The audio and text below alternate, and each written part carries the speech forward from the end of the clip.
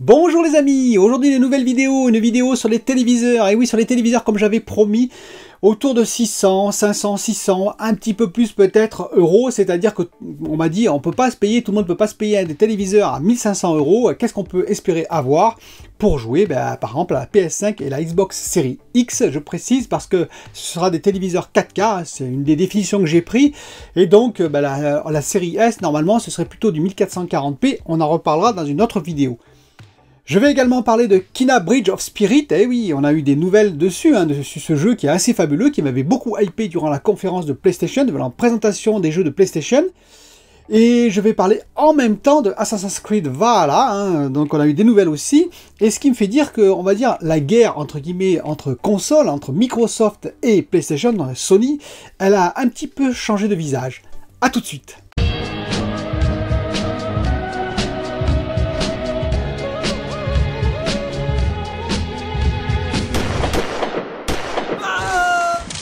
Alors oui, on a eu des news sur Kena Bridge of Spirits, et en particulier les développeurs ont parlé et c'est assez intéressant.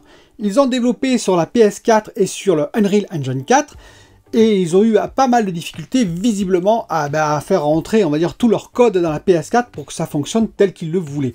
Ils ont dû faire des compromis. Bah oui, c'est assez logique. Et quand ils sont passés sur la PS5, ils ont dit que voilà, ça avait été la délivrance. Oui, c'est logique, je vous dis. C'est un peu comme si vous vouliez déménager votre maison dans une fourgonnette. On vous amène à la place un 38 tonnes avec une remorque vide. Bah oui, ça fait beaucoup plus de place et c'est beaucoup plus facile. C'est exactement la même chose avec la PS5, bien entendu, vis-à-vis de la PS4. Ce qui est intéressant, c'est que par exemple, il y aura 100 créatures différentes. Les 100 créatures, les petites créatures qui vont vous aider à combattre les ennemis. Et ces créatures-là, sur la PS4, elles ne peuvent pas être apparentes tout en même temps. Sur la PS5, ce sera sans problème. On avait déjà vu ça, on le sentait quand même, en particulier avec un Ratchet & Clank, où on voyait plein de gens, de personnes qui bougeaient partout, d'ennemis. Oui, la PS5 en a dans le ventre, ça c'est évident. On a vu aussi, ils ont parlé aussi du temps de chargement, c'est-à-dire que lorsque vous serez sur le menu d'accueil et que vous allez charger le jeu, 2 secondes et hop, vous êtes dans le jeu. Et il y a eu un comparatif de fait d'ailleurs avec la Xbox Series X, c'est évident, il y aura toujours des comparatifs, où la Xbox Series X, on dit que, vous voyez, quand vous êtes sur un jeu, vous voulez changer de jeu, etc., dans le menu, dans l'exemple qu'il y a eu, ça prend à peu près 4 secondes au minimum. C'est assez logique si c'est en non compressé, puisque dans un cas, alors après, il y en a qui vont me dire oui, mais il y a le Velocity, l'autre qui vont me dire oui, mais il y a toute l'architecture qu'a décrit Marc Cerny. On va passer là-dessus, on verra bien les essais, les premiers essais, mais de toute façon, en logique de base, on va dire, il y en a un qui est à 5,5 gigaoctets par seconde, l'autre qui est à 2,4 gigaoctets par seconde en non compressé, c'est à peu près 2 fois moins, donc le temps 2 fois plus si c'est en non compressé. En compressé, ce sera un peu moins apparemment, c'est à vérifier. Donc tout ça pour dire quoi? Simplement, oui, ça prendra peut-être un petit peu plus de temps sur la Xbox Series X, je vous le dis, on le vérifiera, mais il n'y a rien de catastrophique dans les deux cas, et en tout cas c'est super, ça va accélérer énormément les temps de chargement, et quand je vois moi sur la PS4 Pro le temps que ça me prend sur Teso pour changer simplement de région, j'en serais très très heureux. Mais ça indique quand même quelque chose, parce que le Kena Bridge of Spirits ne va sortir au début en tout cas que sur PS5, PS4 et PC. Donc ça veut dire qu'ils ont également développé sur PC. Or, le PC est très proche en termes, on va dire, de plateforme de programmation de la Xbox Series X quelque part. Voilà, donc le DirectX 12, etc. Ce qui veut dire quoi? Ce qui veut dire qu'il y a quand même des accords, on le sait, avec PlayStation pour pas que ce soit développé tout de suite, enfin que ça sorte tout de suite sur Xbox Series X et S. Et de la même manière, à l'inverse, nous avons appris une nouvelle, c'est Assassin's Creed Valhalla va tourner en 60 FPS, donc Ubisoft, sur Xbox Series X. Voilà. Alors il y a certains qui vont me dire oui, mais c'est normal parce que la PS5 ne pourrait pas faire du 60 FPS 4K. Faux, moi je le répète. D'ailleurs on l'a vu dans Ratchet & Clank, dans Spider-Man Miles Morales, où ils peuvent faire du 60 FPS s'il n'y a pas de ray tracing. Je l'ai déjà dit d'ailleurs dans ma comparatif PS4 PS5, et je pense que oui, il peut faire la PS5 peut faire du 4K 60 FPS. Je pense pas qu'en plus Assassin's Creed, on va dire, Valhalla soit en définition, en termes de définition, beaucoup plus compliqué que Ratchet & Clank par exemple, donc je pense que oui, il pourrait faire du 4K 60 FPS Ubisoft en faisant un petit peu d'effort sur la PS5.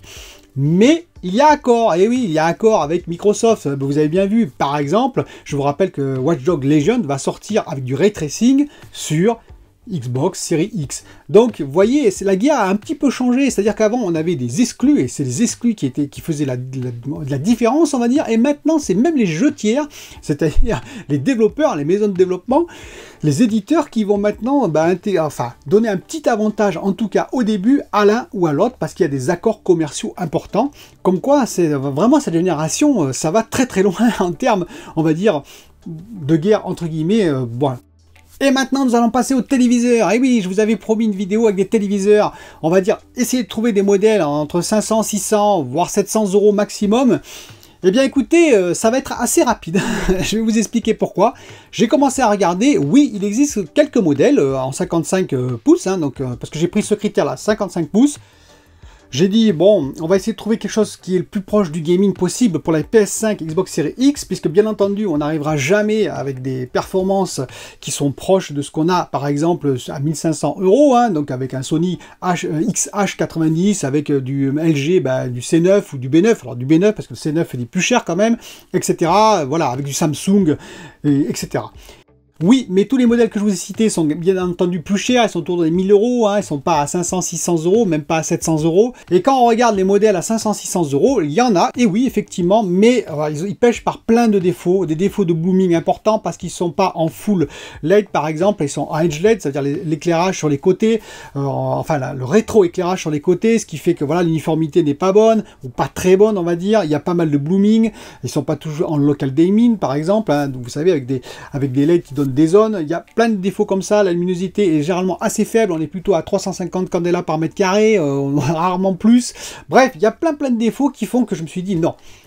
Non, parce que j'ai trouvé deux modèles qui sont assez, on va dire, qui prédéfinissent ce qui va arriver en 2021, je pense, et qui tout de suite calment la donne. C'est un Hisense et un TCL. Et oui, je vous avais parlé de ces marques déjà, et elles vont faire très fort, je pense, dans les années à venir. Et surtout, elles vont un peu bousculer l'ordre établi, entre guillemets. Alors Hisense, c'est le H9F, qui est pas mal du tout, mais je vais surtout parler du TCL 55R635, vous allez comprendre pourquoi.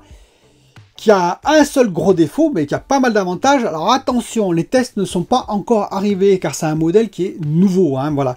Mais pour 650 €, apparemment, peut-être 700 € en équivalence, alors vous savez comment c'est, ça va baisser avec le temps, et puis il y a des promos, etc. Vous auriez un 55 pouces, 120 Hz, et oui, 120 Hz, QLED, dalle VA, vous avez bien entendu, 10 bits, et pas 8 bits, donc avec, normalement une colorimétrie magnifique, mini LED, et oui, vous avez bien entendu, 128 zones, 128 zones de local gaming, avec un éclairage total, c'est pas du Edge LED, puisque c'est du mini LED, et donc avec 128 zones, c'est assez exceptionnel quand même, et qui aura en plus une luminosité de plus de 1000 candela par mètre carré, peut-être 1100 candela par mètre carré, qui aurait un contraste absolument fabuleux, etc., etc., etc., et tout ça pour 700 €, voire moins, qui serait THX Gaming, c'est-à-dire qu'il aurait des input lag qui seraient diminués, on l'estime à 13 millisecondes, tout ce qui est rémanence, etc., diminué, spécial gaming, quoi. Il est également VRR, c'est-à-dire Variable Refresh Rate, c'est-à-dire compatible avec la PS5 et la Xbox Series X, qui sont VRR aussi, pour ne pas avoir, vous avez des effets de coupure, de déchirure sur l'écran, si on a des variations, par exemple de FPS dans un jeu, il est synchronisé avec la console, il est HDR10, il est Dolby Vision, il est Dolby Atmos, il a évidemment une HDMI eARC exprès pour justement accepter le Dolby Atmos aussi, par exemple de la Xbox Series X, donc vous allez me dire pour ce prix-là, waouh! Alors bien entendu, attendons les essais, bien entendu, mais il a un gros défaut, c'est que pour l'instant, il n'est que sur le marché américain. Et oui, il n'est pas en Europe, l'écran, malheureusement, donc le 55R635, mais je me dis, pourquoi maintenant acheter un écran quand l'année prochaine probablement TCL va sortir des nouveaux écrans comme je vous l'ai expliqué, Hisense aussi, peut-être d'ailleurs aussi Sony en réaction Samsung et j'en passe, des écrans gaming qui seront probablement à 120 Hz, donc pour faire du 120 FPS, qui seront adaptés en termes de input lag, en termes de rémanence, tout ça, pour justement répondre à la PS5 et la Xbox Series X et pourquoi pas la Xbox Series S.